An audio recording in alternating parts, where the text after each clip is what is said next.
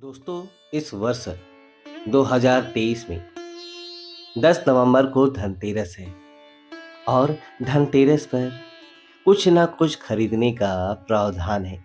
चाहे आप धनिया ही क्यों ना खरीदें, लेकिन धनतेरस के दिन जो भी चीज़ खरीदते हैं उसमें दोस्तों 13 गुना बढ़ोतरी होता है। इसलिए इसे धनतेरस के दिन वाहन खरीदते हैं। बहुत सारे लोग गहने खरीदते हैं, सोना चांदी इत्यादि खरीदते हैं।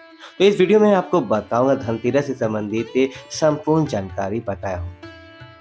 धनतेरस पर सिर्फ आप 2 रुपए की ये एक चीज लेकर आए घर में, चमक जाएंगी किस्मत, धन बरसेगा चम करके। कहने का मतलब है कि धन की बारिश नहीं होगा, आपके घर में सभी मार्ग से इतना ज्यादा धन आना शुरू हो जाएगा कि आप कल्पना भी नहीं कर सकते। देखिए, धनतेरस पर भगवान धन्वंतरी की पूजा होती है। धन्वंतरी को आयुर्वेद का जन्मदाता और ज्ञाता माना जाता है। वीडियो ध्यान से देखना, तब आपको समझ में आएगा। और इस दिन हमें क्या खरीदना चाहिए, मैं आपको भी सिर्फ 2 रुपए का चीज। इस दिन बहुत सस्ती मात्र कुछ ऐसी चीज होती हैं जिसे खरीदने से रोग ये दोनों मिट जाते हैं। जातक को सुख और स्मृति की प्राप्ति होती है। आप अपने समर्थ अनुसार आज के वीडियो में बताए गए कुछ ऐसे सामग्री है जिसे आप खरीद सकते हैं। और आप जानते हैं कि धनतेरस के दिन हमें क्यों खरीदनी चाहिए, बाकी दिन क्यों नहीं खरीदना चाहिए। देखिए, जो धनतेरस का दिन होता है, ये धन प्राप्ति करने का सर्वश्रेष्ठ दिन माना जाता है। धनतेरस के दिन जो भी वस्तु खरीदते हैं उसमें 13 गुना ज्यादा प्रभाव पड़ जाता है। अच्छा तो हो जाता है। मान के चलिए, आप अपने धनतेरस के दिन जैसे कोई वाहन खरीदिए, तो उस वाहन में कितना ज़्यादा प्रभाव हो जाता है, 13 गुना ज़्यादा प्रभाव बढ़ जाती है। उस वाहन की फिर कभी भी उस वाहन से आपको दुर्घटना नहीं होगी, किसी को नुकसान नहीं पहुंचती। कहने का मतलब है कि धनतेरस के दिन जो भी चीज़ों का खरीदारी करते हो उसमें आपको शुभ फल प्राप्त होता है। तो हमें धनतेरस के दिन क्या खरीदना चाहिए? तो आप अपने सामर्थ्य अनुसार धनतेरस के दिन आपके पास जितना पैसे हैं, आपके पास जो सामर्थ्य है, उनके अनुसार कुछ चीज़ों को खरीदारी कर सकते हैं, जो कि इस वीडियो में मैं आपको बताऊंगा। और आप वीडियो में बताए गए 5 में से कोई भी आप एक चीज़ खरीद लेती हैं, यकीनन मानिए माता लक्ष्मी आपके घर में आ जाएंगी, आपके जीवन में चली हर प्रकार की मुश्किल को दूर करेंगी। आप जानते हैं कि वास्तव में धनतेरस के दिन क्या खरीदारी करना चाहिए। मैं 5 चीज़ें बता रहा हूँ, आप में से जो भी घरों के आसपास में ये चीज़ें मिल जाए तो खरीद लेना, आपके सामर्थ्य अनुसार खरीद सकते हैं। अभी तक कमेंट बॉक्स में जय माता लक्ष्मी नहीं लिखे तो जय माता लक्ष्मी जरूर लिखना। और जो बहन अपने वीडियो को देख रहे हैं बहन लोग, आप जो कमेंट बॉक्स में हैप्पी धनतेरस भैया जरूर लिख देना।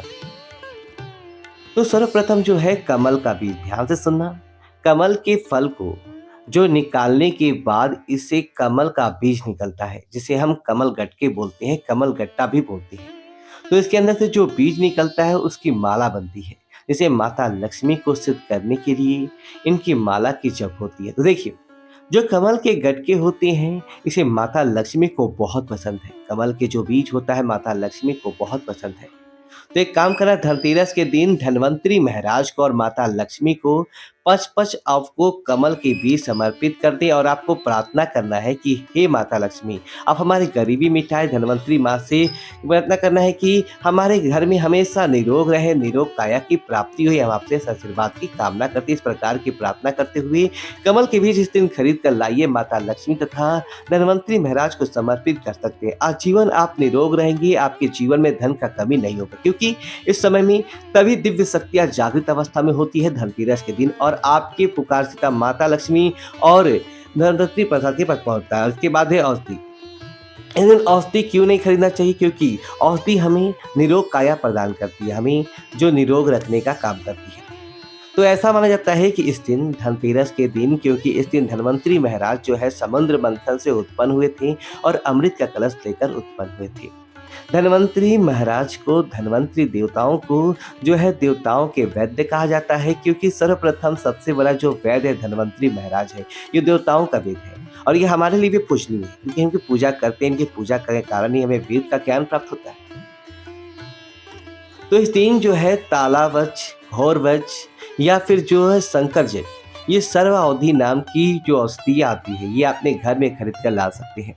ये घर में खरीद के आप अपने घर में लाते हैं और इसे स्थापित करते हैं, ये फिर धन्वंतरी महाराज को समर्पित करते हैं। तो जब तक ये औषधि आपके घर में रहेंगे, तब तक आपके घर में बिल्कुल भी किसी को रोग नहीं आएगा।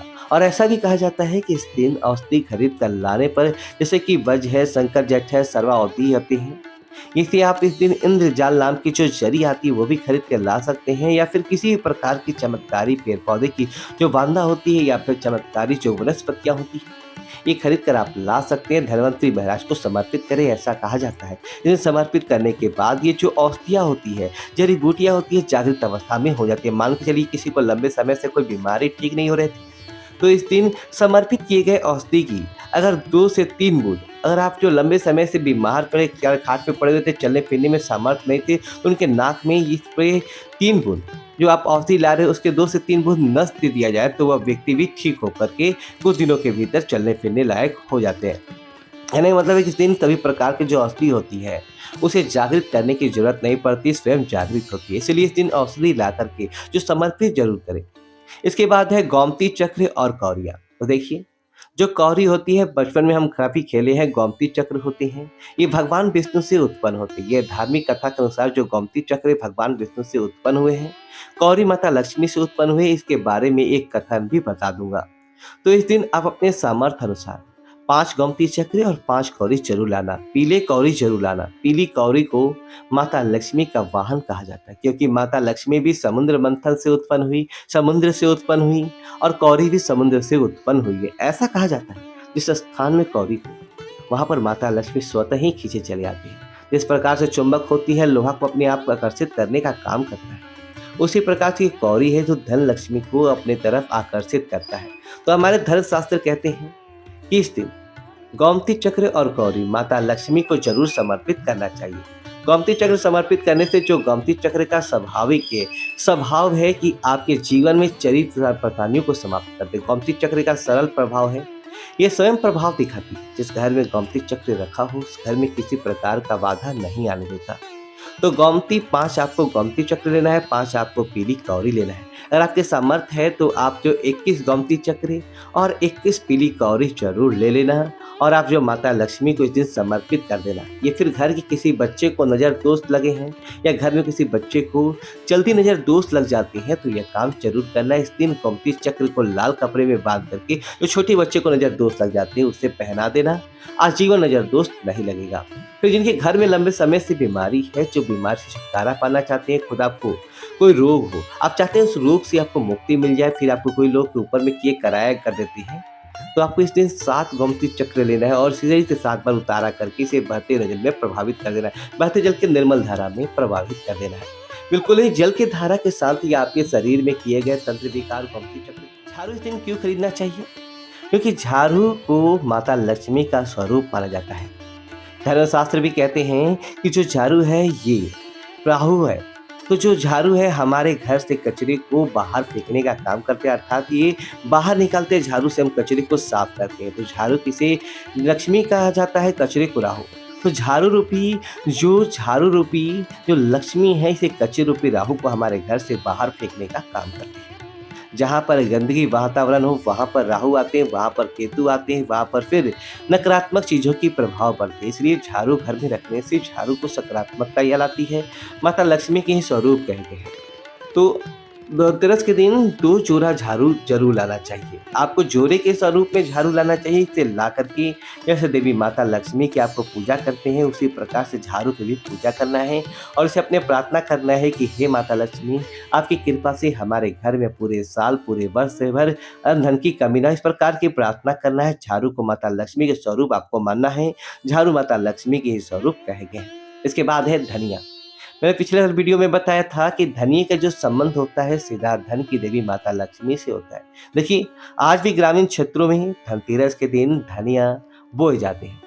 ऐसा माना जाता है कि धनतेरस के दिन कोई भी के व्यक्ति धनिया खरीद के लाए और इसे बोते हैं, तो ऐसे व्यक्ति के जीवन में जैसे जैसे धनिया कार्य में बढ़ना शुरू होता है, वैसे वैसे व्यक्ति के जीवन में चरी परेशानियां, या धन संबंधित परेशानी हो या किसी प्रकार का परेशानी हो, परेशानी दूर होता है। जैसे जैसे धनिया का कार्य बढ़ता है वैसे वैसे व्यक्ति की अध्यात्म में उन्नति होता है। तो कैसा करना होता है? पर तो आपको मार्केट से 1 मुट्ठी धनिया खरीद कर लाना है, चाहे तो आप 1 किलो भी लेकर आ सकते हैं, लेकिन उपाय बता रहा हूँ, उसमें आपको 1 मुट्ठी धनिया चाहिए। 1 मुट्ठी धनिया को लाल करके वस्तु में आपको डाल देना है, उसे माता लक्ष्मी के श्री चरणों में समर्पित कर देना है। आपको प्रार्थना करने की, माता इस धनिया से हमें दुर्भाग्य दूर हो। इस प्रकार की प्रार्थना करते हुए कुछ धनिया अपने घर के मसाले में डाल देना है पीस करके, और कुछ धनिया को आपको जो है ज़मीन में गाड़ देना है। जैसे-जैसे धनिया उगना शुरू होंगे, वैसे-वैसे आपके प्रगति होना शुरू हो जाते हैं। फिर ये लगाए हुए धनिये को, जो कच्चे धनिया होता है, आपको विशेष आपको सब्जी के रूप में इसका प्रयोग कर सकते हैं। इसे खाना चटनी भी बनाकर पका खा सकते हैं। जैसे-जैसे आप इसे खाना शुरू करेंगे, जैसे-जैसे रहेंगे, आपके जीवन में अध्यात्म उन्नति होना शुरू हो जाएगी। ये देखिए 5 उपाय बताए, सबसे सरल उपाय बता रहे हैं, जिस उपाय से आपका भला होगा, आपका कल्याण होगा।